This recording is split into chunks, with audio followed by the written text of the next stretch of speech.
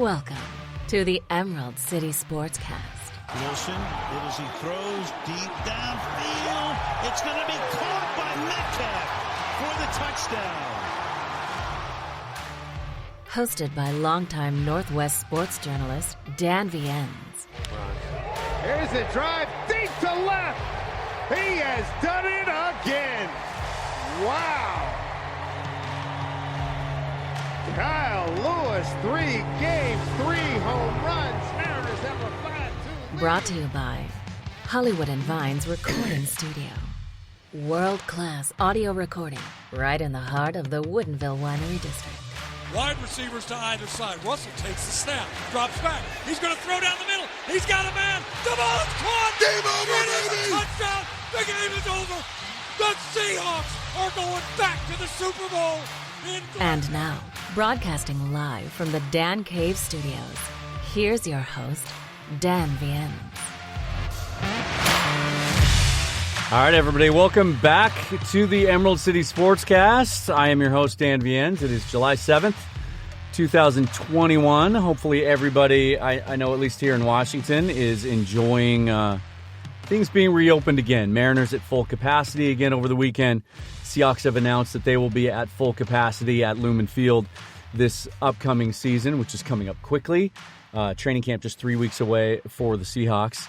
But we're going to talk all baseball today. Today is our Mariners midseason wrap-up show or review show, part review, part preview.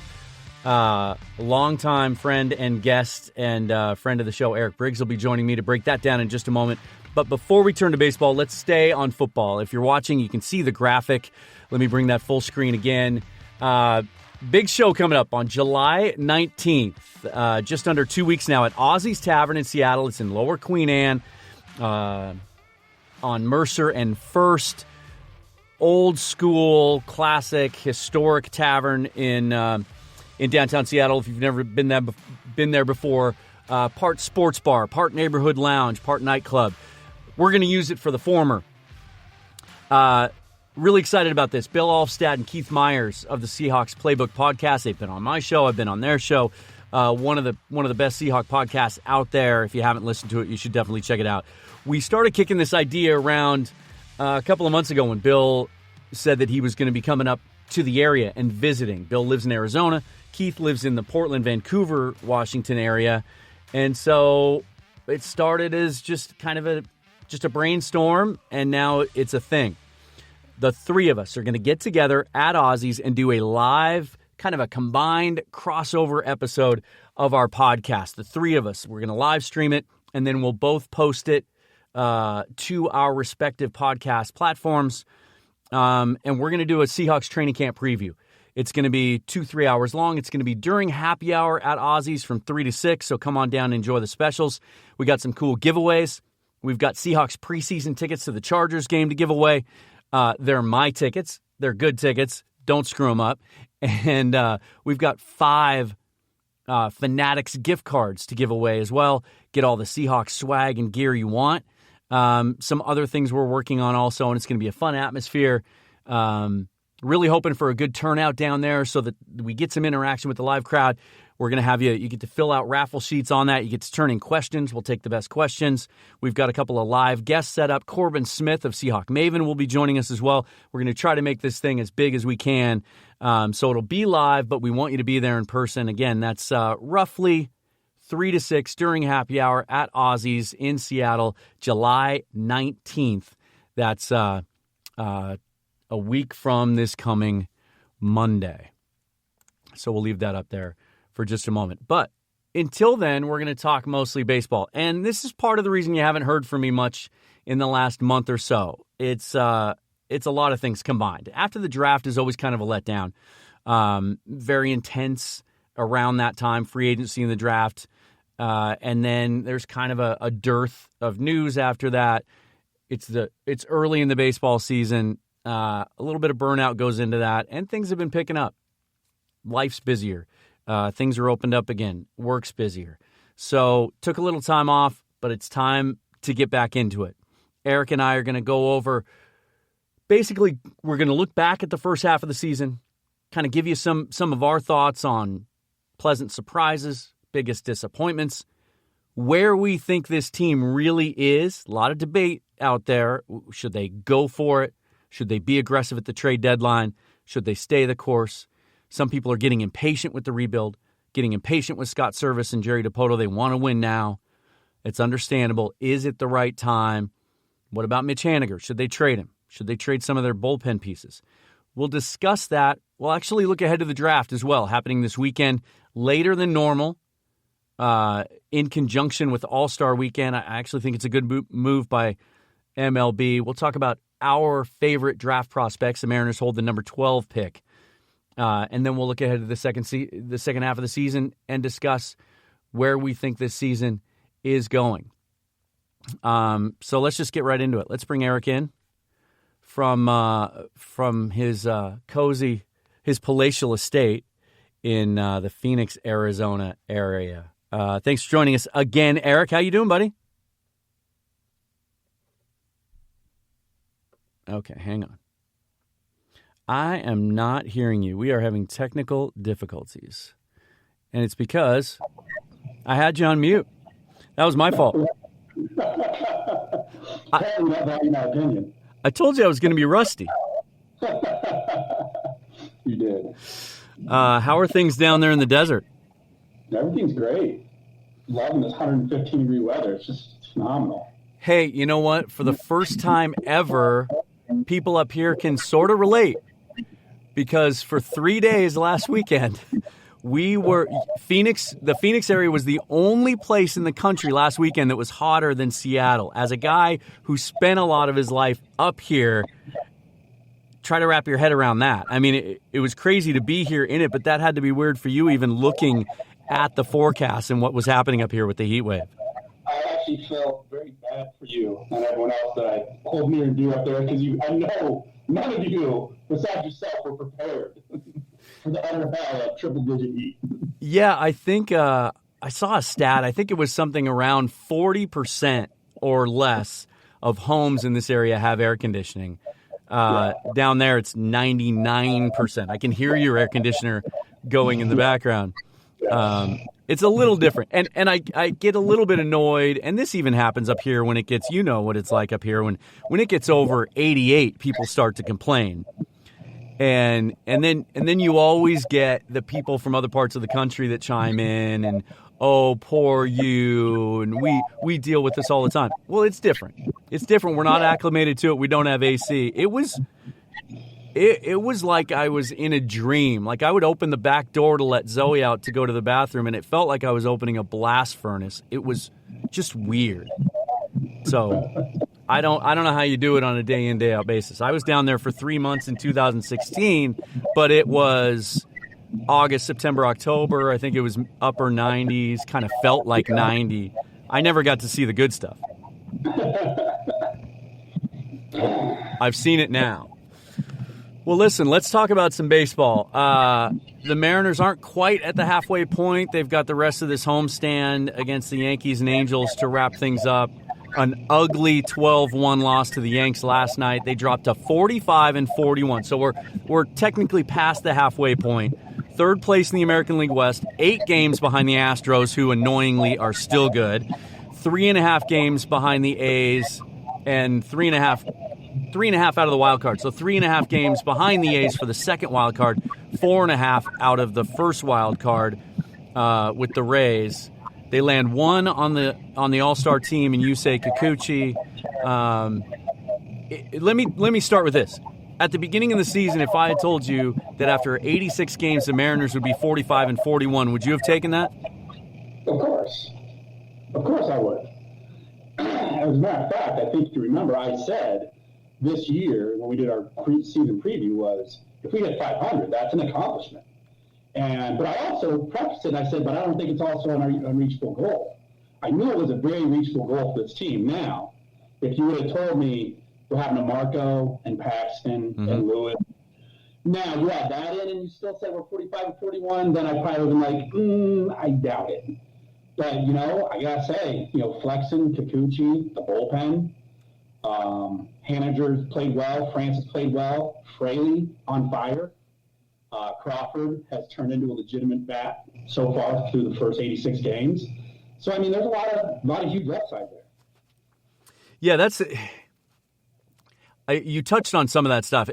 What's strange to me, and this is where we kind of get into, there's still, and there's always going to be until they're a legitimate winner, there's so much Mariner fan, battered fan syndrome at work here. And there's so much cynicism around a lot of the Mariners fan base that there's people out there complaining that things aren't as good as they could be and complaining about the job the GM and the head coach or the manager have done. And we're going to get into that a little bit later. But they're 45-41. They have a winning record. They're one of the hottest teams in baseball over the last month, really going back 6 weeks. And yet you look at the things you mentioned. What if James Paxton hadn't gotten hurt? What if Marco Gonzalez had been healthy all season long and dialed in? And just as he was getting dialed in, then he left the team for 2 weeks. What if Kyle Lewis had been healthy and in the lineup the whole year? It's bizarre to think that maybe they're underachieving in some respects. I mean, I think you certainly have to take that into account because if you look at all the questions marks entering the season, and granted, a lot had to do with all of our young talent. Sheffield done in the starting rotation. Flexen was an unknown. Kikuchi hadn't produced yet. So, hey, Marco, we knew Marco. Hey, as long as Paxton stayed healthy, Paxton's great. We know who Seager is. We know who Hanger is. But Lewis and Fraley, Trammell, Evan White, we go down the list and all these names, especially the bats, they're just so young. What do you really have and what do you not? And so to watch Scott Servais and the rest of that staff nurture these guys along, get them in positions to succeed, Dipoto knowing when to move guys up and down, and that's an important part of a player's development. Sometimes they need to go back down and get less at-pressure at-bats to really work on the things they need to improve. A lot of people with the Kelnick situation, they could have pulled that trigger maybe 2 weeks earlier, sure. I don't think one way or the other that hurt. But for everyone to be like, oh, see, look, another top prospect, and he's totally garbage. They lied to us again. Mariners lied to us. Right. This guy, he can't hit it. He could hit the broad side of the barn if I helped him. Yeah. He's the next Dustin Ackley. Yeah. 92 at-bats. So let's slow down a little bit. I'm not saying that he doesn't have bust potential. Every player in all of baseball has bust potential. They all do. However, you look at what he has done throughout his minor league career, and you see the makeup and the mentality he has, and all the professionals that have graded him out over the years. And, hey, you know what? When he's ready to come back up, I think we see a different Kelnick. It might not be, batting 350 with 35 dingers, but you're going to see a different kid. He's going to mature. He's going to get better at his craft. And quite frankly, to have some of the setbacks they did, Sheffield, in no doubt, he's regressed. Yeah. One of the young pitchers, we were like, oh, it looked like last year he had turned the corner possibly. He was going to be that number 3 guy, that he was going to really help push forward our rotation. To see that's not so true, that was unexpected. Flexen, I didn't see him coming in, and I think right now he's got, a 4.1 ERA, but for a long time there he had a sub-4 ERA. I didn't see that, basically a reclamation project from the K-League. Who saw that coming? So you touched on a couple of things there. Let's talk about the negative first from the first half. Is Sheffield your biggest disappointment? Yeah, I don't give that a tie between Sheffield and Evan White. Now I know White ended up with an injury. Yeah, but this was kind of the year I was expecting to see something out of him as far as a step forward. Again, if he ended up at the end of the year hitting 255, 260, that would have been a step forward. So it's not like I expected Evan White to hit 300 for us. Yeah, but I think between him and Sheffield for sure. Yeah. Yeah, it's Evan White clearly was a disappointment before he got hurt, but it almost you can almost make a positive out of this. This in years past when we would track top prospects for the Mariners, there were so few of them to track, and it put more pressure on them to succeed. When you talk about the Montero, Smoke, Ackley era, that was basically it in the system. And so those 3 guys had to become stars because there was nothing else. You look at this team's winning, challenging for a wild card, a lot of good things happening, and they're doing it without Evan White, who's been out now for 6 weeks, and before that wasn't producing. They're doing it without any real production from Sheffield. They're doing it without Justin Dunn, who unfortunately had really turned a corner, and I thought had kind of replaced Sheffield as the next best intriguing young arm, who I really didn't think long-term was going to be a starter, but sure was looking the part before he came down with a little shoulder fatigue. Yeah. So, it just goes to show you. And then Kelenic comes up and doesn't hit. So you look at some of the young guys that are producing, and Logan Gilbert, after a couple of shaky starts, has looked really solid, gets better with every start. You can see the stuff. You can see the upside. It just goes to show you how valuable depth is. Taylor Trammell is another guy. He's shown flashes, but he's hitting 160, 170.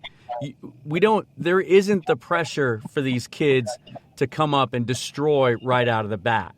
Because we got a little spoiled last year by Kyle Lewis, or the year before, I guess, when he came up at the end of 19 and hit all those homers. So when Kelenic comes up and he has the great game, his second game out, 2 doubles and a home run, we think, oh, here we go. And then he goes 0 for 40.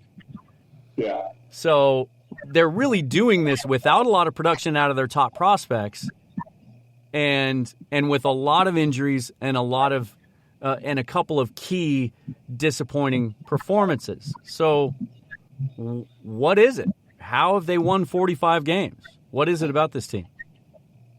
Well, I think that, a lot of people are going to point to, our run differential. It's not sustainable. You talk about the sabermetrics guys, right? Not sustainable, all that and the other. Mm-hmm. If you go back, and this is one of the few times I use ESPN, they do all the standings. They go back all the way to 01. There's probably more on there, but just what I was looking at. There's one team that keeps popping up with around 500 records, or a little bit better than 500 records, with negative run scoring differential. And it's the Seattle Mariners. Part of it has to do with their ballpark. Part of it also has to do with the way teams are assembled. I do love sabermetrics. You're much better at sabermetrics than I am, and lean on a lot more.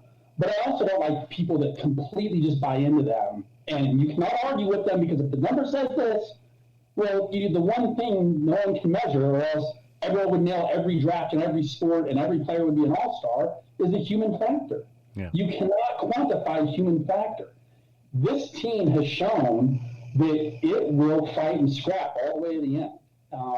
And how many come from behind victories we have? I think we're 18-6 in one-run games.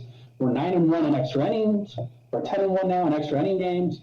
So there is the human factor, along with some of the ballpark factors that help us. And that's why, if you remember, when Dipoto first got here, he said, we will have the most athletic outfield. He identified that right off the bat. If we can cut down on people scoring on us, because our outfield is uber athletic and can turn doubles into singles, or catch the ball that would have looped in, etc., we are going to be more successful because we have such a spacious ballpark. So I think when you factor in what everyone is saying and all the different machinations they can think of how this is going to blow up, I'm not buying it. You can't continually do this as an organization. You can't continually do this over 86 games in one particular season, and then all of a sudden everything just, okay, yep, all the numbers caught up to you guys. Yeah. Now we need to go 6 for 30 in one-run games after this. I don't buy it. This team has a real belief in itself. This manager's done a great job. The whole coaching staff done a great job instilling that in these guys and giving them the opportunity to really play through it and show them that they belong there and they've earned their spot. So, yeah, we've had, like every big league club, we've had some unfortunate injuries. We've had some players not develop. Some of our top prospects aren't quite there. But then some of those guys that were kind of just add-ons, Jake Fraley, hitting 270. Well, guess what? That takes a lot of pressure off Trammell, or Lewis being hurt, or Kelenic coming back. Ty France, Luis Torrens, or even Jake Bauers. If you look at Jake Bauers' average since coming to the Mariners, I think he's hitting like 270-something, 260-ish, 270-something. Yeah, really solid. I know it's 210, but that's not what he's done for the last 3 weeks since he's been a Mariner. So these guys have found a way to make it work. And then obviously you can't take away what that bullpen did for such an extended period of time. And even though, yes, that has regressed slightly, it's still a very good bullpen. They don't give up a lot of runs once they hit the 7th, 8th, and 9th inning. Right. I'm glad you talked about the job the manager and the coaching staff has done. So I want to wait until the end, basically, to talk about the general manager. But it just baffles me how people can look at what's happening with the Mariners, and it's not just this year, and I'm going to touch on that in a second, and not give some credit to the manager. Everybody loves to bash on a guy for bullpen decisions, right? Sure. For, he's terrible. They should have, he'll bring a guy in, that guy gives up a base hit to score a run. Oh, he shouldn't have done that. The hindsight guys. And I get it. It's not perfect. He's stuck with Rafael Montero a little too long in key moments. Hopefully the sign that he brought him in to mop up last night in a blowout was a sign that maybe he's not going to pitch in those high leverage situations anymore. But part of that is loyalty to a veteran player. And part of that is what makes Scott Servais an effective manager and why guys like playing for him and why that clubhouse is so healthy.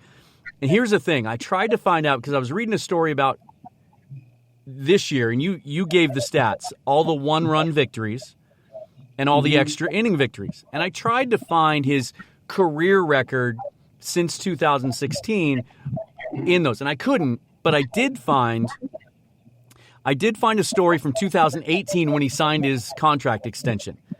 And at that time, Jerry Dipoto made specific mention of the fact that the Mariners were 82-57 in one-run games under Scott Servais. Wow. And now we're seeing that it's happening again this year. That's not a fluke. That's a track record. That's substantial data. And the only conclusion can be that most of those decisions that are made in tight ball games are working out, and that the players are executing the way the coaches want them to, and that players are motivated and like playing together, and that's a good clubhouse situation.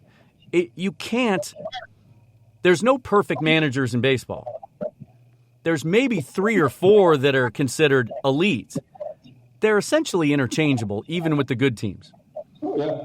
You have to give Scott Servais credit for some of the good things we've seen on the field with the Mariners. And I don't really understand the criticism. I don't.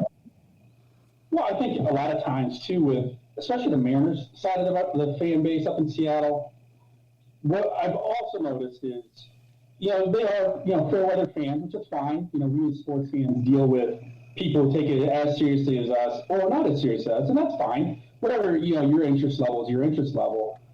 But they speak so definitively. I think that's what annoys me. Like, they actually know better. Like, oh, yeah, Servais, worst baseball manager of all time. Mm-hmm. And you're really, you're really going to say that, and yet you couldn't even name our starting lineup. But you're going to say that. And I actually blame a lot of it on the press that is up in Seattle, because I feel like, especially over the last 10 years that, because I've been here 15 years now. The last 10 years, I rely more and more on the internet to get my news from Seattle and keep up with my teams and everything. And I've gotten away from the national stuff. I want to go back to the local stuff because I feel the connection there with my teams. Yeah. But I started to notice these articles from a national guy, from a local guy, starting to look real similar to me. It's like the free thought or the challenging of the norm of what to write and how to write it up. It just seemed like it wasn't there anymore. And maybe that's we were spoiled with when we came up in the Seattle sports scene and all the great writers we had and how much passion they had for it. I almost wonder, do we have a bunch of people that got hired from out of town that, it's my job, but I don't really care. And so I think they then see that, on the front page or when they go on their phone, commuting to work and they see some snappy headline, then they're going to go ahead and, spew off whatever they say. I mean, I don't think there's anyone that's a passionate baseball fan that can't say right now, having Kikuchi as the only representative for the Mariners in the All-Star game is a tragedy. It is a crime. I have 2 relievers right now on the Mariners that when you look at the rest of that bullpen that they assembled for the All-Star game, you would just be like, how are our guys not literally in those positions? Yeah. And it comes down to, I know, the whole fan voting, this, that, and the other. But again, how many of our fans are educated to realize a manager didn't pick that squad? That was all, people getting on the internet and casting their votes and all that good stuff. So the negativity I don't get, and I don't think it's warranted, especially in Servais's case. Like you said, there is no perfect manager. I know that I even voiced some of the complaints I have about him as a manager in the past on the show. But to say that means he's not a good manager is a completely different story. He is a very good baseball manager. And quite frankly, he might be the best baseball manager for the Mariners right now from the 2016 through this season process. And probably that statement's true for another 2 to 3 years. Yeah, I think for those who don't know, he had never managed on the field before until Dipoto hired him and brought him up here. His experience was in player development and running farm systems and with the Angels and with the Rangers, I think, and I think that mentality, that patience with young players, and that ability to teach is something that they need in the clubhouse right now. I'm glad you brought up run differential because I took some time to look into this because I had a hunch. I kept hearing about run differential, and it really pissed me off because in my head I could remember specifically 3 or 4 games where the Mariners got blown out. And in particular during that time when they were dealing with some injuries, before they called Gilbert up, they were shy in the rotation. They were running a lot of bullpen days out there. And then they had the COVID issue strike their bullpen, and they were terrible for about a month. And I thought, I wonder if I look back, if I'd be able to find that most of that run differential happened in a handful of games and therefore isn't as statistically relevant. And I was right. So I found 7 games within about a 3-week stretch during that time I'm talking about where they lost 10-2 to the Rangers, 7-1 to the Dodgers, that 16-1 loss to the Padres when Flexen got hammered in the first inning. He just didn't have it. And really, if you take that one game, Flexen's ERA right now is 3.8. If you take that game out, it's like 3.4. And then they lost a couple days later 9-2, and then back-to-back nights to the A's. They lost 12-6 and 6-0, and then there's a 12-5 loss to the Angels. There's 7 games where they have a negative 55 run differential, and overall it's negative 53.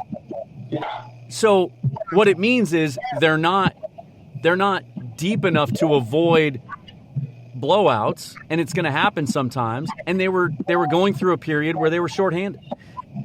I think in this case, I think it's a worthless stat because once you get up to that even mark, there's some teams that are negative 10, negative 11 that are leading their division in playoff hunts. Good baseball teams.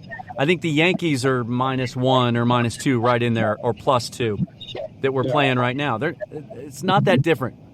So I don't want to hear run differential again the rest of the season. Let's talk about some positives.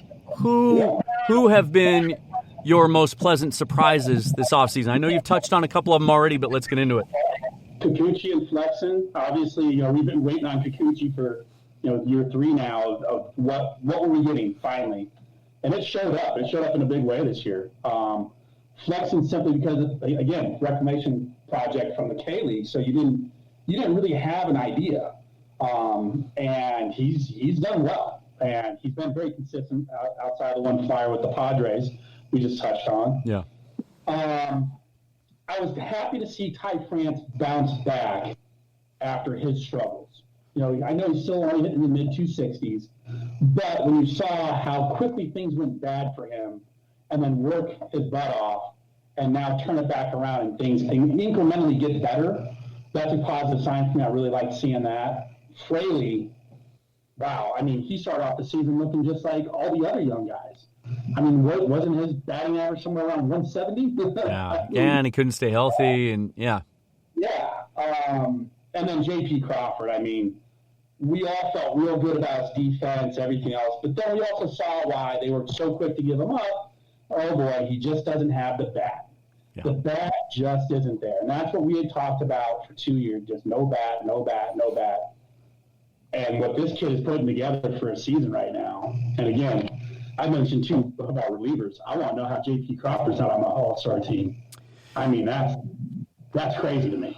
Yeah, certainly the numbers warrant it. It's a stacked position. I think he just got caught up in that, and maybe there's still some doubt as to whether it's sustainable or legitimate. There's none of that doubt with me, and I'm with you. To me, hands down, Crawford is not just the most pleasant surprise, but the most shocking development of the season. I think at the beginning of the season, we were all having a discussion, and it was a legitimate one of, is he our shortstop in 2022? Is that a position you go look to upgrade? Is he the long-term answer? Even the first month of the season, when he was getting on base, it seemed lucky. He wasn't barreling the ball. He wasn't really hitting to all fields. And then something clicked. And now it's been 6 weeks, 2 months, and it's gotten to the point for me where it looks like it's not a fluke and that he found something, and he talks openly about it. He found something that he's latched onto and he believes in, and he brings to his approach every single day. I saw one of those 3D spray charts the other day during the telecast of the game, and you'd be hard-pressed to find another major leaguer who had one as impressive. It's cliche, but he literally hits the ball where it's pitched. He hits to all fields. You can't use the shift against him. He's not trying to hit home runs. He's just making good contact. He's in that way, in this day and age, in today's Major League Baseball, he's kind of a throwback, and he's made himself a very valuable part of this movement heading forward. And I think that's a box that you can check off, that you don't have to worry about shortstop for the next few years. Since June 1st, just to put this into perspective, he's hitting .286 overall, 5 home runs, 31 RBIs. Since June 1st, .353, and he leads the majors with 44 hits over that span. And then he continues to play. He's a reigning Gold Glove champion at shortstop. I think he leads. I saw yesterday he leads Major League Baseball in 9 defensive runs saved. I don't know that he's ever going to be an MVP candidate or a superstar, but he's made himself a very important, reliable piece of this team. And hitting at the top of that lineup, you have to give him a lot of credit for what's happening with the team the last 6 weeks. 6 weeks as well. I think it's the most important development that we've seen this entire season. Yeah, I think that you're right. I think that, especially when you consider not only his defensive position, but where he bats in the order, it adds that much more importance to it all. Like you said, I mean, now these guys have to be pitched to a little bit differently. You got a guy on base who can swipe bags. I mean, you look at all the extra base hits. I mean, I think I saw he was top 8 in doubles right now, I think Crawford is. So it's not like he's just, getting beaten by a pitch and walking up to first and hoping to come around and score. Like, this guy's actually getting on base. Yeah. Swiping bags, hitting doubles, so he's put himself in scoring position. And that makes it easier for the guys behind him, So, yeah, I agree with you. I think that is probably the most unexpected but the most important development we've seen. And you mentioned Kikuchi. I think it's become a no-brainer at this point that they exercise that series of 4 one-year options. I think it brings him in it's either $14.5 or $16.5 million a year. Yeah, I know it's a bargain, whatever it is. Yeah, for a solid number 2 or a mid-rotation guy even that goes out and gives you a chance every day. And what I like about what he's doing is he brings an energy when he comes out to the mound and a fire and a competitiveness that you can see. I think that's infectious and contagious. And I think I don't know that he'll ever be a legitimate number 1 or an ace that we'll ever be talking about him on a Madison Bumgarner level or a Max Scherzer level or a Clayton Kershaw level, but he's darn close. He's closer than that to anything the Mariners have had in a very long time, and he's not old. That's the thing. When people talk about, and I've seen some of this, I don't know, $16.5 million, maybe they should trade him, get value for that. That's a lot of money. Not for a guy who's not 30 and doing what he's doing. You got to lock that guy up. You have to. I mean, and if they look at any of the contracts that went down this last offseason, you had guys that are not Kikuchi level getting, 22 to 25 mil a year? Yeah. I mean, he's going to be a steal. Even if it's 16.5, he's a steal. You lock him up. You lock up those 4 years. And you put to rest any thoughts of, having a number 2 pitcher out there, because he's got the spot nailed down. And if he does make his way to being our ace, great. I don't think you even need to worry about that so much, especially the way they're putting this team together and this rotation.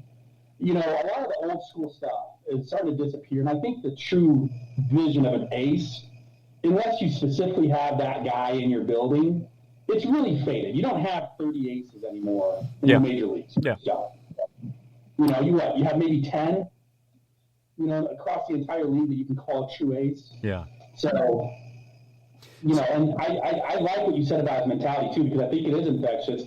And I like, because that's the same way Logan Gilbert walks out to the mound. Yeah. Every time I look at Logan Gilbert walking out to the mound or walking off, he reminds me of Randy Johnson.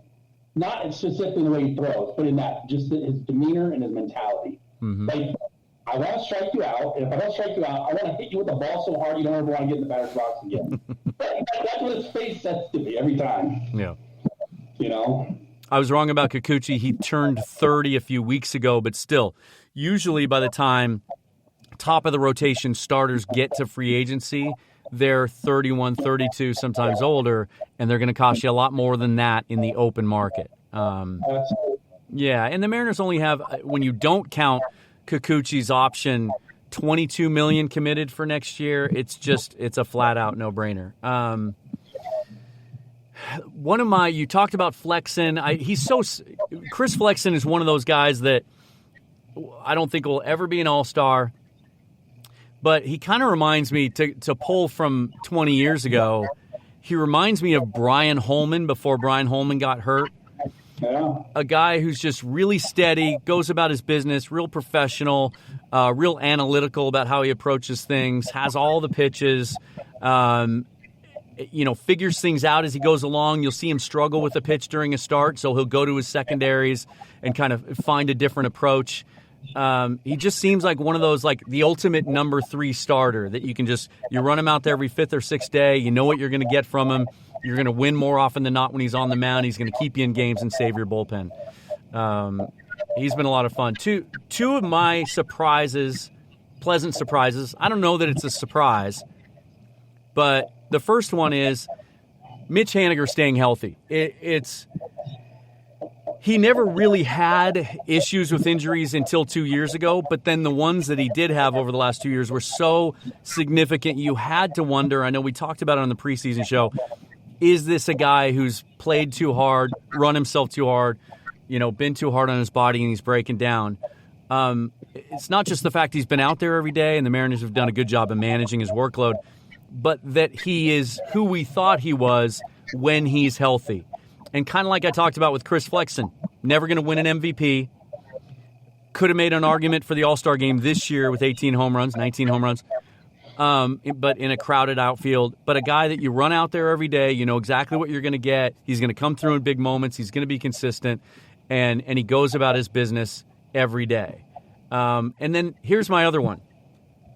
And I don't know how you categorize this. Maybe I'm pleasantly surprised at how Jerry Dipoto makes this happen, because he's done it time and time again. We saw it 2 years ago with Austin Adams and Brandon Brennan and some of the other guys. The way they find relief pitchers that nobody wants, that are designated for assignment or released outright or who are free agents, because they see something in them or in their arsenal that if they tweak and change their approach, they can get the most out of them. And when all that stuff was happening with the bullpen and the Casey Sadler was going down and Eric Swanson went down and then Kendall Graveman got COVID, and you turn to guys like JT Chargois, Steckenrider, and Seawald, cast-offs, just rejects, nobodies. I think Chargois was a minor league deal with an invite to spring training. I think Seawald might have been the same thing. Steckenrider, I think, was claimed off waivers.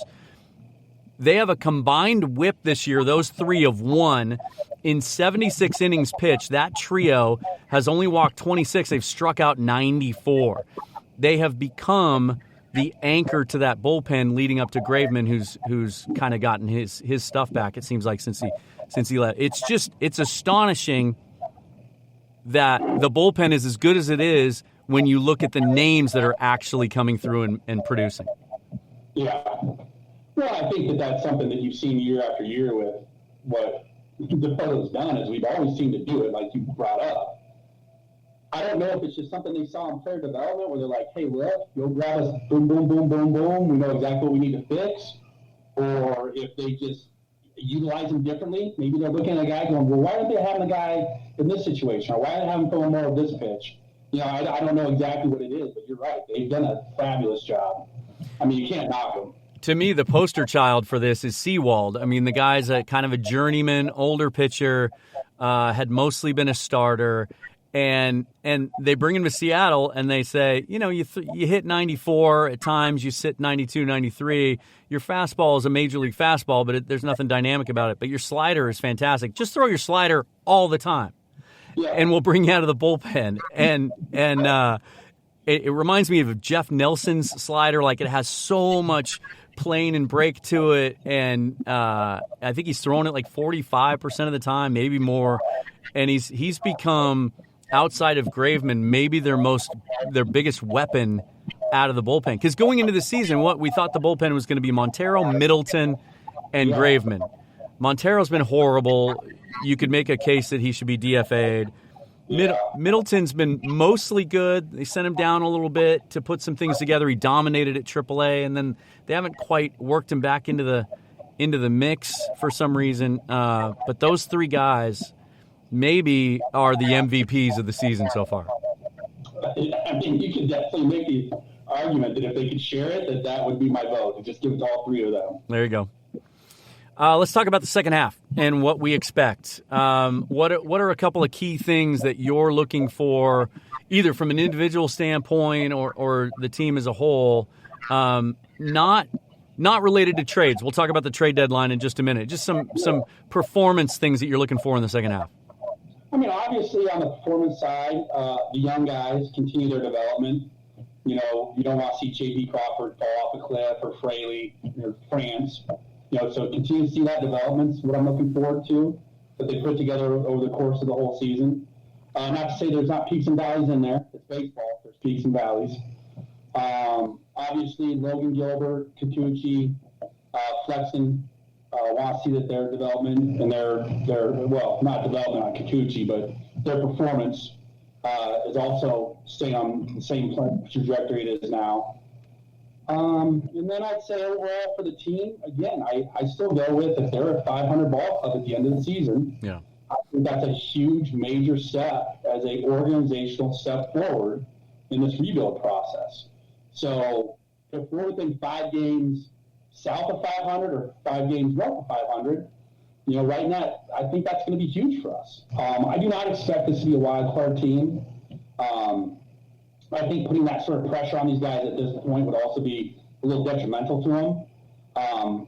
There's a lot of things that can go wrong in a baseball season. We've seen a lot of them already. So the fact that we are where we are is very impressive. But I also don't want to buy into that, all of a sudden we're going to rip off a 20-game win streak like the A's did back in whatever. Yeah. And Billy Bean famous. But yeah, if we can finish around 500, I mean, that's really what I'm looking forward to. I don't want to get caught up in the moment that, yes, we are playing better than expected, but I want to keep my expectations where they were. Let's try to really hit that 500 mark at the end of the season, along with these guys continue to take steps forward, which obviously not all of them can. But this is why you have to find out. This is the time to find out, who's there and who's not. I'm not sure how many of the young guys are ready to come up. A lot of pitching prospects. I mean, is this really the time to bring them up at the end of the year? I don't know. Yeah. But, I mean, that's all stuff that we have to look forward to. I mean, we've got 4 legit pitching prospects down there that sometime in the next 18 months probably are going to see the big leagues. Yeah. Without any major setbacks, injury-wise. So, where I'm at. Yeah, I think you and I are definitely on the same page on this, and I think and I think based on his comments, it's where Jerry Dipoto is too. it's just, to me, people talk about, and I've talked about it before, the hardest part of a rebuild is when you're ready to get over that hump, making those key moves to acquire veterans, and those have to work. You can't miss on those. I think this is the hardest part of a rebuild because they're playing better than people expected. And so now that people can get back in the stadium, they're getting excited again. There was a big extra inning win the other night, and they had 12,000 people in the stands. It sounded like 40,000. Everybody's excited to watch baseball again, and this team's fun to watch. And so people want to fast forward, and they want to jump ahead, and they want to add now, and they want to compete now, trade for this guy, trade for that guy. It's to sell out to do that, to me, is irresponsible. And I think you have to stick with the idea that we're still not quite ready to do that yet because there's still a gap. To me, the biggest problem with this team going into the second half is depth of starting pitching. They've been going with a 5-man rotation for the last couple of weeks because they've had enough off days. So when they get into the dog days of the second half, are they going to stick with a 5-man rotation? If they do, they're going to want to limit Gilbert's innings. They're going to want to limit his workload this year. It's his first year in the major leagues. Are they going to go with an opener? If they want to go back to a 6-man rotation, who the hell's the 6th man? If Justin Dunn comes back and he's healthy, that would help. But they don't have that depth. I mean, usually you have a couple of veteran journeyman starters in AAA who might be able to come up and give you some decent starts, like a Tommy Malone a few years ago. They don't have that right now. Their Tacoma rotation is a mess, and it's just a bunch of scrubs. They're all that pitching depth and those top prospects we talk about are in high A. The Everett rotation's loaded. Brandon Williamson just got the promotion to Double A. So did and Ian McKinney recently got promoted to Triple A, but he's not one of those top guys, and Williamson's not going to be ready for a while. Next year, if they were running into an injury issue like they are now, the question would be, well, let's call up George Kirby. Let's call up Emerson Hancock, right? Let's call it Brandon Williamson. They don't have that luxury right now. And so, and you can't go out and get it. No one's trading controllable, good starting pitching right now. And so you have to be realistic and understand that they might be able to make a couple little minor moves, the Jake Bauers type move, or just find a guy that's expendable with another team that can help you. I like the idea of there's a lot of talk about getting Nelson Cruz on a rental and trading for him to come in and DH for you the second half of the year, bringing him back to Seattle wouldn't cost you much. Those types of moves I don't mind, but there's a lot of sentiment out there to sell out and go for it, and I don't think it's possible. Well, I think that sentiment leads you back to what the Mariners historically have been as an organization. When you go back to, the late 90s when we, mid to late 90s when we became relevant, what did we do? We always went out and got these big free agents. We always gutted our farm system. I mean, it was just a pattern over and over again. It didn't matter the name you put out there. It didn't matter if it was Gillick or Bavasi you put out any name you want out there. They all did it. And they all did it to some degree. Some like Gillick, I mean, that's just who he was. I mean, everyone knew that coming in town. Right. Gillick prospects is nothing other than collateral to go get major league players. Well, that's why Dipoto was given this job, and that's why Dipoto was given his mandate, was to break that cycle. Well, you don't break the cycle because you had one decent first half that's better than expected, and so now we're going to take, what were we rated, number 3 farm system? Or number 2? 2 and 1, yeah. Right? And we're going to destroy that for what? Mm-hmm. You're not going to get what you think out of it. And honestly, nothing that we have on the roster currently is not in the same or better position next year outside of Kyle Seager. Yeah. That's it. The only real player you're talking about that might not be a part of this next year or the year after is Kyle Seager. Right. That's it. Now, anyone else that wouldn't be a part of it, we would have had to have shot. It's Haniger, okay, we shopped him. If it was Kikuchi for some stupid reason, we shopped him. But you're only talking about Kyle Seager, who, by the way, I love to death, but It's time for Kyle to retire. Yeah. Kyle's garbage now. He's not an everyday third baseman. He's doing us no favors. Maybe he's great for the developmental side, and that's why they keep him in the clubhouse and run him out there every day, right? I have no problem being loyal to him because we're not challenging for any playoff let him play out the year. But stick to Poto's plan. Yeah. We've got a great farm system. It is now getting to the point where it's going to start to produce the fruit. Let's see what type of fruit we're going to produce. And you're going to have to give that, and again, that's going to be a 2 to 3 year process. You know, you're not going to know right off the bat. I mean, Kirby might be at the show a year and a half before everyone else. He might be the last guy. He might not show up at all. Yeah. He might be Danny Holt, right? Catch an arm injury, we never see him again. Yeah. So let's see what's happening. Let's see who produces. Let's see who moves up. And then at that point, and this is probably, in my mind, 2023, okay, maybe in 2023, the off-season leading into 2023, okay, you want to go sign a free agent or two that will really take the team over the top, or maybe consider trading for someone that could really take it over the top. That seems appropriate to me. But even after the end of this year, going into 2022, I would still be very hesitant. Yeah. For them to just start, going out and shopping our assets. Yeah, I'd be really nervous. Yeah, unless someone blows us away. We haven't talked about it specifically, but I think we've both given our answer away on this one. I'm firmly on the side now of you don't trade Mitch Haniger because he can be. I do think there's a chance you could be a contending team in 2022 with a good offseason and a couple of these young guys developing over the next year. And if you do, I think Haniger can help you do that. I don't think at this point, even with a year and a half of control left, that you're going to get enough to make it worthwhile. Because whatever any other team is offering, and this is how good the Mariners system is now, we already have it. You want to offer a really good 21-year-old high-A starting pitcher who projects as a mid-rotation guy? That might seem like good value for Mitch Haniger. All right, we already have 5 or 6 of those. You want to, maybe if someone offered a middle infield guy, a second baseman, a guy that could play third long-term, who they think is a bona fide major leaguer and is on the cusp of being a major leaguer, maybe that could sway you. But you need guys like Mitch Haniger to make the transition and get back to winning again.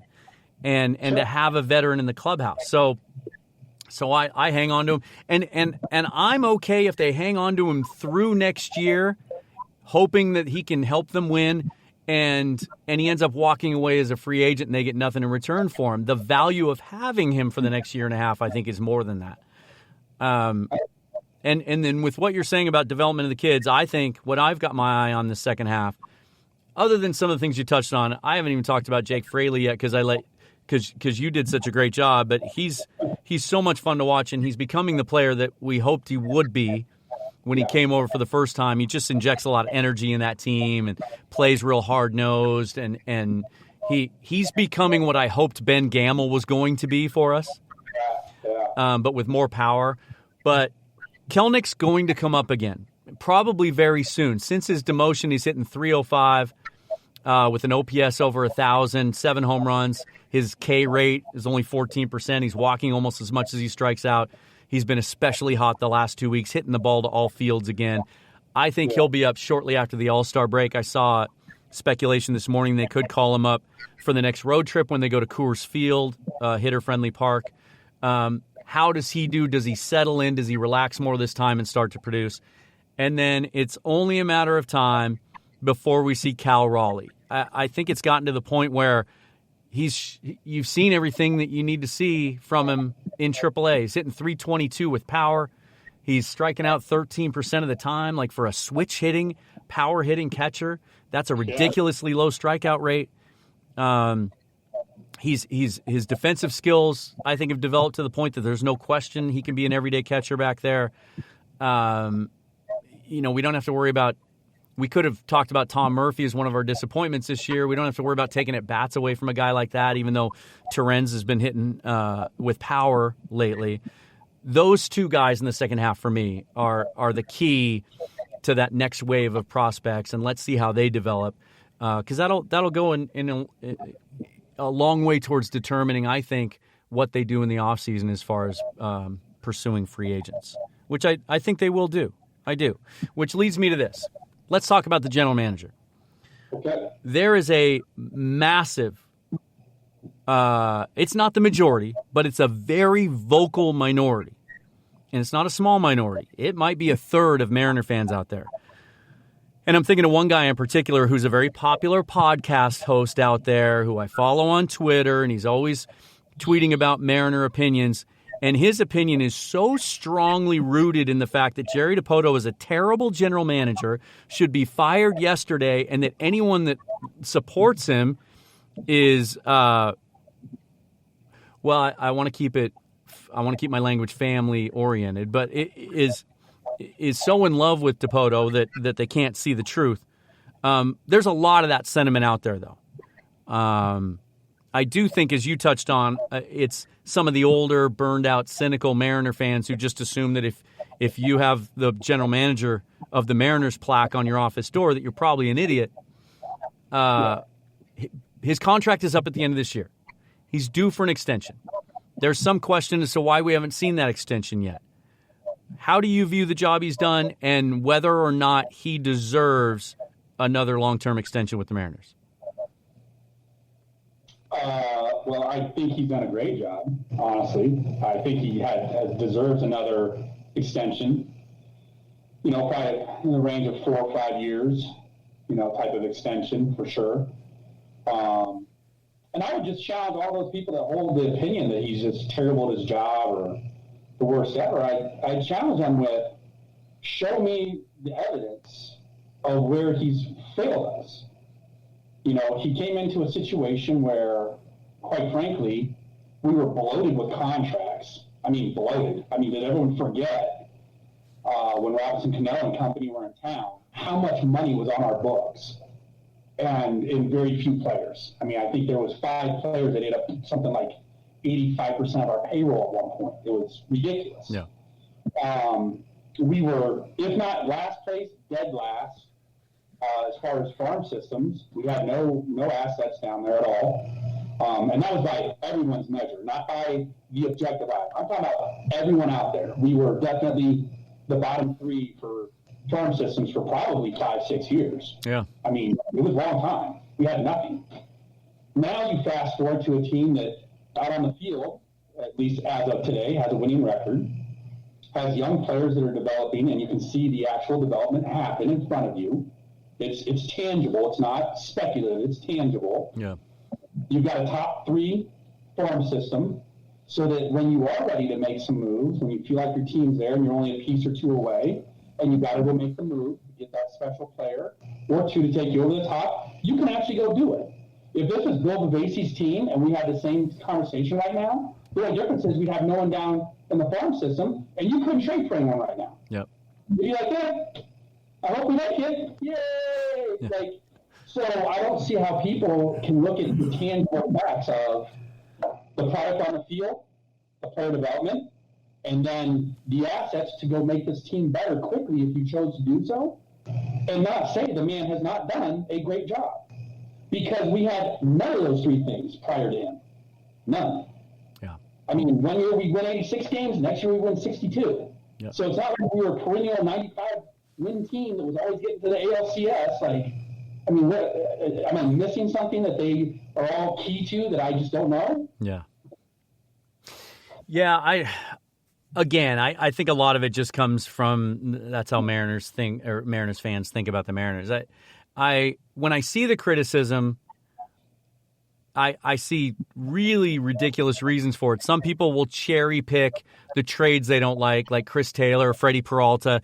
I think if we broke down every trade Jerry Dipoto's ever made, his winning percentage far exceeds most of the general managers that baseball fans would think are good ones. And then there's also this question of, I think a lot of it comes from this last offseason. I think people are unfairly blaming Jerry Dipoto that they didn't go out and sign a couple of key veteran free agents to help this team go to the next level, when they don't understand that wasn't his doing. That if you remember at the end of last season, he came out and specifically said, and I've said on this show that I thought this was a mistake at the time, that it was too soon. He specifically said, I think this team can be a playoff contender next year. And the reason he said that is because at the time he was led to believe, or told explicitly by ownership, he was going to be able to spend in the offseason. Not crazy, but he was going to be able to be fairly aggressive in going out and getting some substantial veteran pieces to add to the roster. And then we all know what happened. Ken Mather got to John Stanton and convinced him that because of the finances coming out of the pandemic and everything else, that they should hold off. Yep. Stanton's just as much to blame for that as Mather, because he should have, as the owner and CEO of that organization, he should have known better and trusted his general manager more, because Mather wasn't a baseball guy. We've gone over that. So not Dipoto's fault. He tried to add some decent pieces. He really tried to add Colton Wong, but ultimately the bidding got a little too high. He would have been fantastic in the middle of this order. He's having a great year. And he tried to he looked into some other things as well. He came out 2 weeks ago, Jerry Dipoto did, on his weekly radio show, and again explicitly said, he was asked directly, do you expect to be aggressive in free agency this offseason and in acquiring veteran players? He said, in a word, absolutely. And then he went on to describe why he felt like the time was right for that. After everything PR-wise that this organization's had to deal with publicly over the last 6 to 8 months, there's no way that someone as shrewd and smart as Jerry Dipoto would come out and say those things on the radio again unless he knew explicitly that he was going to be allowed to do that. And so that is going to happen. Now, ultimately, that's what he's going to be judged on. He's done a remarkable job, and this is another thing people lose sight of. It's not just drafting good players and improving the farm system and not trading them away. But as a general manager of a Major League Baseball team, you're in charge of the entire minor league organization, and that means all the systems and processes that are in place. If you don't like the general manager of your baseball team because he didn't make a good trade, you can't just go swap him for a guy that you think is going to make better personnel decisions. There's an organizational philosophy that goes along with that, and you have to change the entire flow chart. Everything the Mariners do, from the Major League level all the way down to Modesto and the Dominican League and the Arizona League, they're teaching kids the same things. They're teaching them the same way. They're instructing kids the same way, and they're all on the same page as far as how to develop talent. And that's working.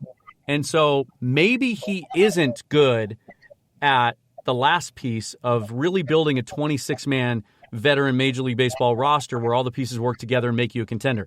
We don't know that yet. But there's no way in hell you can convince me he doesn't deserve the chance to prove that based on what he's done so far. Absolutely. You just can't. And I think people also forget, trades, you have a little bit more information than, I guess, drafting people. I'll give you that. But on some levels, it's still a crapshoot. Mm-hmm. I mean, how many times you see a guy just tear it up the first half? I mean, this guy's lights out. I mean, everything you need, and we're trading for him and bringing him in. That's the last piece, and then all of a sudden, dude ain't hitting no more. Yeah. Just does not hit the way he was. Or he's not pitching the way he was. Now all of a sudden, he's long balls left and right. So, I mean, for me, if that's the biggest knock on Dipoto so far, especially when you bring up a trade like the Chris Taylor trade, does everyone forget what Chris Taylor was doing in the Mariners uniform? Nothing. Yeah, not that, yeah. Dodgers. We didn't see it coming. Who the hell saw it coming? Yeah. Nobody. Yeah. And Freddie Peralta was an 18-year-old pitcher when they traded him. Like the hit rate on those guys is ridiculously.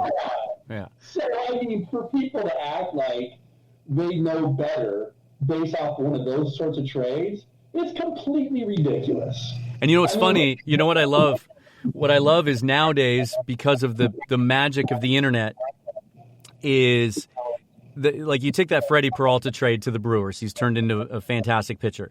He was one of 3 minor league pitchers sent to the Brewers for Adam Lind. If you go back and Google hard enough, you'll find, or even look it up on Twitter, because those tweets live forever. The overwhelming majority of Mariners fans were laughing that we killed the Brewers on that trade.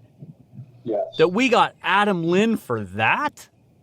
So it's really hypocritical then to come back, 5 years later and go, he should have never traded that guy. It's absolutely. I mean, look how many times in the past we traded for someone that we thought for the Mariners was just. I mean, go back to Jeremy Reed. Oh man, I was ecstatic when the Mariners made that trade with the White Sox. I thought this kid was a center fielder for us, and And then the kid just couldn't hit when he got here. Yeah. Jonathan Smoke. Probably one of the saddest Mariner stories of all time, not just because of all the personal tragedy, but all the fanfare that guy came in with, and then just couldn't hit the freaking ball. You know, Jesus Montero. Yeah. There was no one, when we made that trade with the Yankees, there was not one person that wasn't like, oh, damn, like, oh, yeah, the Mariners, they just picked up the bat. He was a top 10 prospect. Yeah. He was a top 10 prospect, and I remember, I think it was Jonathan Mayo on the MLB Network one time where they were doing their annual top prospect show, and they got to Montero, who's still with the Yankees at that time, and he said he compared him to Edgar Martinez as a right-handed bat. Like there's no, but again, that goes into my previous point that, like, there was no doubting how scouts felt about his ability to hit. But then he came into a poor player development program, and they didn't get the most out of him, and it ruined his career. Here's an example too. I think people are too quick to want to label a trade as a win or a loss, and I think a great example of that is the Mike Zunino trade. It was the very first trade that officially kicked off the rebuild at the end of 2018. And he just was named an all-star. He has 19 home runs, I think, on the season. He really isn't that different from the player that was here. He's hitting 200, but he's a good, solid, better than average defensive catcher. He's a great clubhouse guy. Everybody loves him, and he's got 19 bombs. So does that mean that was a bad trade because Malik Smith didn't become the leadoff hitter and the everyday outfielder we expected him to be? No. We get Jake Fraley as a little bit of a fringe benefit, a little bonus of that trade. But even if Fraley never becomes an everyday player and Zunino goes to multiple All-Star games, it doesn't mean that was a bad trade. Zunino had to go. He needed a change of scenery. It wasn't working here. And the fact that he turned out to be a great player doesn't reflect negatively on the general manager who traded him away. Not at all. Not at all. So, general manager stuff, since we're talking about that, let's talk about the draft a little bit. Let's talk about future Mariners. It's coming up this weekend. I really like that they moved it back finally because it always was awkward to me before that the College World Series happened after the draft. Yeah. Although it was interesting sometimes, like I remember watching Dustin Ackley play in the College World Series for North Carolina after we had drafted number 2 overall, and he hit an opposite field home run. And I thought, well, that guy's going to be great. But from a scouting standpoint, it didn't make sense. It was just kind of dumb. So now it's later. And then the fact that they do it in conjunction with the All-Star game, I think the first round's even being televised on a regular network. I think Fox or somebody is doing the actual first round. Should bring a lot more attention to it. The Mariners have the 12th pick. Baseball drafts, it's not like the football draft. We have tons of film on these guys, and we have a really good understanding what kind of player they are. But I know you're like me, and you've looked at some of the mock drafts and where guys that are projected to go to the Mariners, and it seems to be a pretty small group, and there's enough information out there now about kind of what direction they're looking to go. So I asked you to come up with your top 3 guys that kind of appeal to you, that you're intrigued by. Let's go one. Let's go. Well, just give me your 3. Give me your 3. Give it to me, because I'm sure there's going to be some overlap. I mispronounced the kid's name after that, but the shortstop Housey. Okay. I don't know if that's exactly the way you pronounce his name. Again, I watched all I could on him, and he just looks like that physical specimen that he's got a lot left on his frame to develop.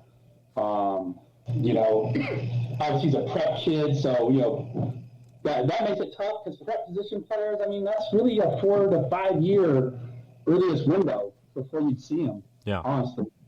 Not like these college pitchers we've been drafting lately where they might have a 1 or 2 year window, pandemic aside.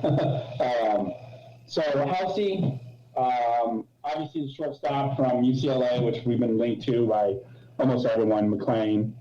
Although not excited about him. Like, if that's what we're going to do, I'd rather they go get another college arm, honestly, because McLean just looks like nothing to me. Like, he looks like organizational fill.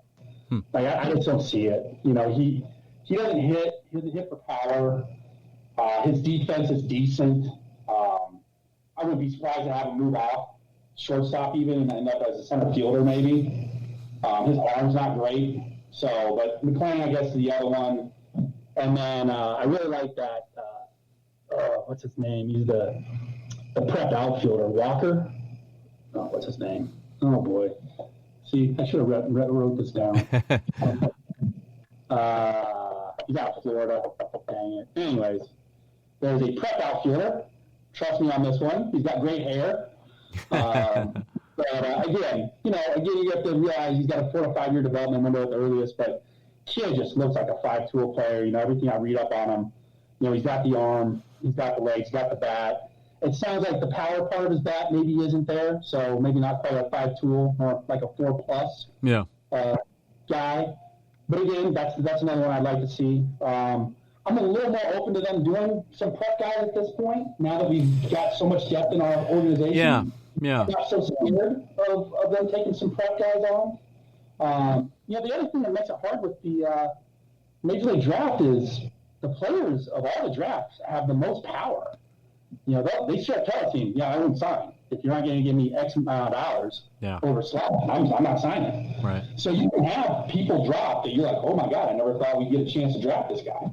You know, that's not the way the NFL or the NBA do it. So the players actually have a lot more power in this situation, unless they're a college senior, and then they're screwed. But you know, if they're a high school player or if they're an underclassman, they can opt out of the draft and go right back to school.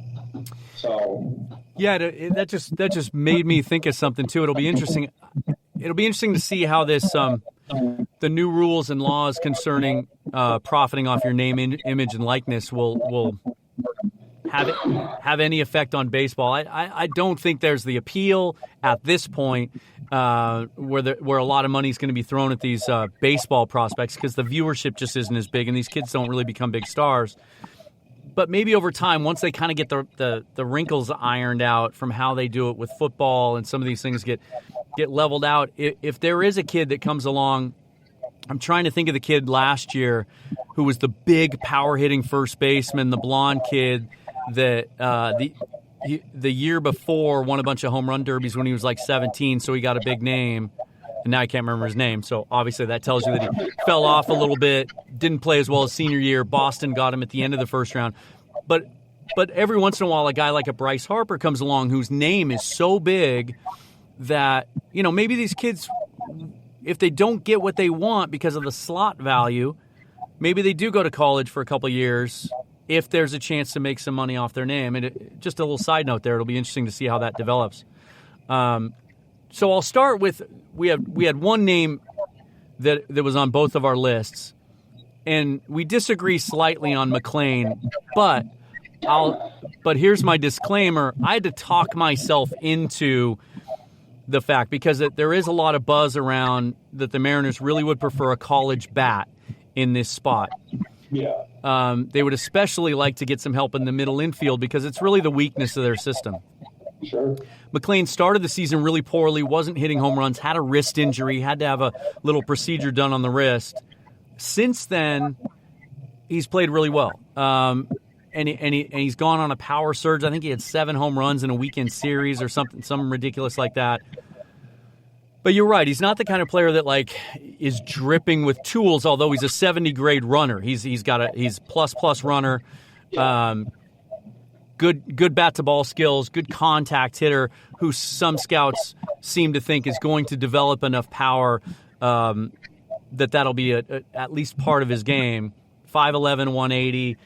He kind of reminds me of, if you remember last year, we were having a lot of discussions about Nick Gonzalez out of New Mexico State. Yeah. Similar type player, second baseman, contact hitter, but had some power, really went on a power tear right before the draft. Mariners passed on him at 6. He went number 7 right behind him. They took Emerson Hancock instead. You started to say, and this is kind of how I feel, if that's the way they go, I'm not going to be too happy about it. My sentiment is, if that's the way they go, all right. Because it's such a weakness in the system, a guy that could be a quick mover, who could hit at the top of the lineup, who could get on base, and some scouts feel he could stay at shortstop. If not, he can be an everyday second baseman. Some feel his arm is strong enough to play third potentially.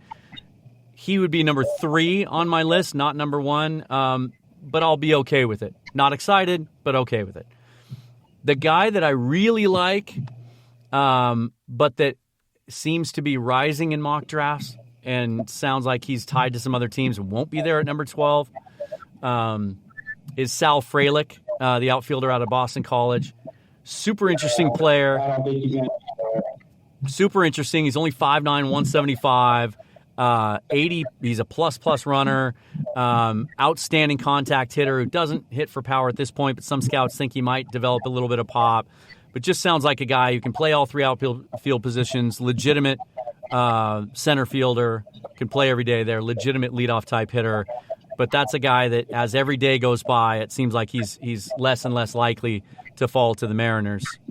And then the other guy that's been linked to the Mariners a lot as a college bat is Colton Cowser. Again, would not be inspired by that pick at all because we drafted Zach DeLoach last year. And from everything I've seen of Cowser, he's Zach DeLoach. He's a good athlete. He can hit. He's got some power. He can play all 3 positions, but he's not a true center fielder. Like, we have enough of those guys, I feel like, in our system that I wouldn't be that excited about adding another one, which leads me to your point. For the first time in Jerry Dipoto's era, in fact, I don't even think he ever drafted a high schooler with the Angels. Benny Montgomery is a kid that really intrigues me as a high school outfielder out of Pennsylvania, 6'4", 200 pounds. From what I've seen, you watch raw video and it's usually batting practice or the kids, shagging fly balls. Not a lot you can tell, but from what I'm reading, from what the scouts say, has tremendous raw power. He won a home run derby at an all-star game recently. And at 6'4", 200, combine that with some scouts have timed him and have placed an 80 grade on his run tool. Wow. The swing needs some work. It's a little uneven at this point, but the Mariners have shown that they're very adept at taking guys and tweaking their swings. They're doing it with Taylor Trammell. They did it with Jake Fraley. They've done it with some guys from other organizations.